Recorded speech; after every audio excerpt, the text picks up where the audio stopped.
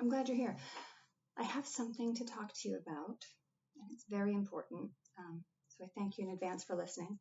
And I'm sorry about this bizarre format where I can't look directly at you the whole time. But I have a lot of notes that I have to look at this way, to make sure that I don't miss anything, because there's a lot that I would really love for you to hear because it's very important. September is National Suicide Awareness Month, with September 26th specifically being Officer Suicide Awareness Day. And while I applaud all efforts to keep bringing officer suicide into the light for society to face, I still struggle with that neglected area that's a barrier between seeing a problem and having the solution be specific to the problem.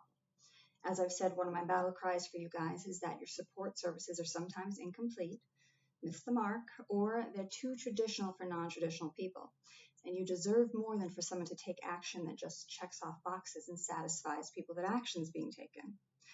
It's not about how a message of support is given to you. It's about how you receive it. And I don't think the problem is that you haven't been made aware of the prevalence of officer suicide, nor the fact that help exists out there for you.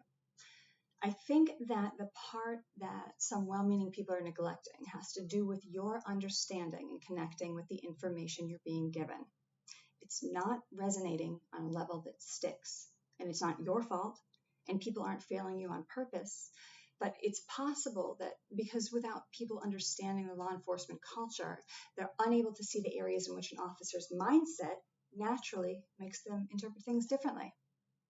So, much like the last video, where I aimed at an understanding of what the getting help process would look like in your life and how exactly it would bring about change, I'm coming to you today to bring some understanding to vital, overlooked areas along the path between stable and suicidal. It's not simple. There are many different ways down that path. And the problem in law enforcement is that many of the signs of deteriorating mental health mirror what the typical effects of doing this job look like. You know how hard this job is. And that makes it really hard to know what is okay, what's considered okay, and what's not. So sometimes by the time you figure that out, it's become excruciatingly difficult to see it, let alone have the strength and awareness to do anything about it. So I've taken the mystery out of the help part that's available to you guys. And now I want to bring an awareness and an understanding to you regarding the kinds of thought patterns which go beyond the disconnect and pessimism, which, as much as it sucks, become acceptable facets of a typical officer's mindset. I believe so strongly that with full understanding, we can bring about the level of mental safety and protection that will save officers' lives. Pay no attention to what's happening here. I am determined, actually that's an understatement, I'm obsessed with helping you become aware of harmful, literally dead-end paths early on. And I'm not just focused on preventing the train wreck of suicide. I'm at the station urging you to get off the freaking train. This isn't just about making sure that you continue to exist. It's about ensuring that you are living. You should be living a life that has more good days than bad. You should feel like most days are you being your genuine self and not just faking it, not just doing a good job of playing yourself for the sake of others. A bad day should be a challenge, yes, but it shouldn't feel like you're white-knuckling it, barely making it through to the point of complete exhaustion. And your days should not be devoid of hope and optimism. That's not what healthy looks like or feels like. There are so many types of unhappy states of mind you might find yourself in, never expecting to, waiting for something to change. Maybe you hate going to work. Maybe you hate going home. Maybe you sometimes just don't like yourself.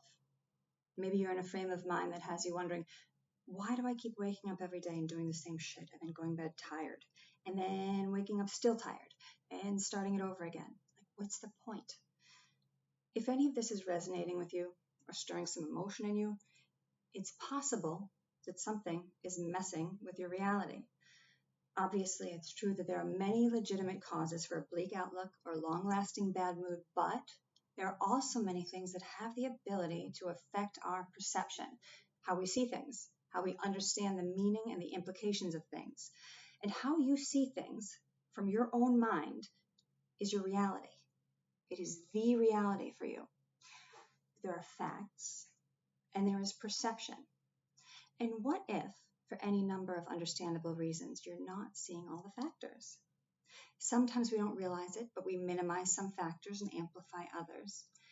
You may by nature be overly hard on yourself, and maybe you've learned to use shame as an acceptable way to motivate yourself. Sure, that can work, but it also has a slow but steady effect on your core identity. You may have overlapping circumstances that are so overwhelming that they create a smokescreen effect. You're literally not able to register the good in your life because your mind is constantly in a rotation of contemplating the bad. Skewed perception is not a choice, and it's not a pessimistic attitude. Hold please. Don't go anywhere. Stay right there. Thank you. Is that going to stay up? Yeah. As we're saying, skewed perception is not a choice, and it's not a pessimistic attitude. It's something that happens to us without our being aware of it. When you think and feel, you have no way of knowing which things you're seeing accurately and which are being distorted by something.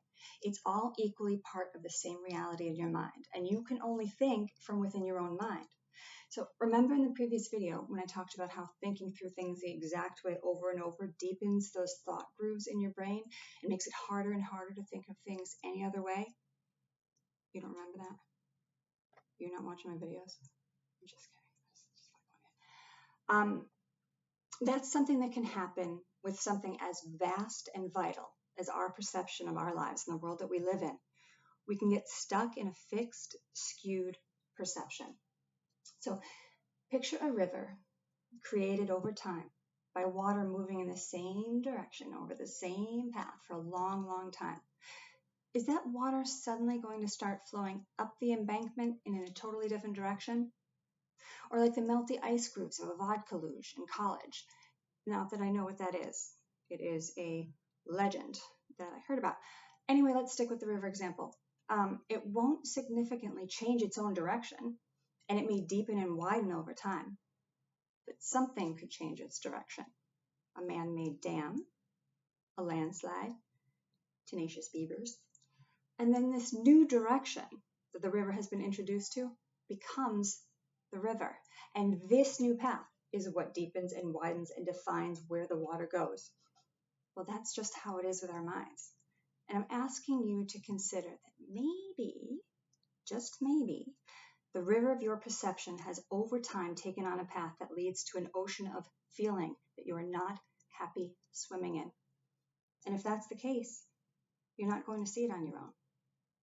I'm not looking to judge your thoughts or feelings or to tell you that you're wrong about them. But what I can do is help you step back and look at your perception, stand with you beside that river of your perception, and offer a fresh perspective and see if that opens any new windows of understanding for you. You have nothing to lose but your burdens. You can text me or email me. Let's meet up at Winnikenny, walk the lake, and look at your river. You're worth it. And thank you for listening. Be well.